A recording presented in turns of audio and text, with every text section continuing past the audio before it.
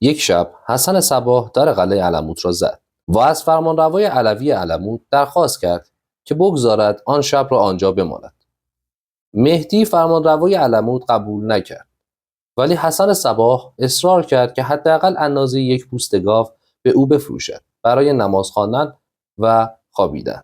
بالاخره فرمانروای علموت قبول کرد و تمام سکه های حسن را گرفت. حسن تا سحرگاه تمام پوست گاو را رشته نازکی کرد و بعد از آن به نزد فرمانروا رفت و به او گفت تمام قلعه را به من فروختی و باید اینجا را ترک کنی. فرمانروا که تعجب کرده بود گفت تو فقط اندازه یک پوست گاو خریدی. حسن صباح پوست رشته شده را به دور قلعه کشید و این گونه صاحب قلعه شد. البته از نظر کارشناسان این داستان یک دروغ محضه، ولی اگه از این قبیل ویدیوها خوشت میاد کانال ما رو سابسکرایب کن.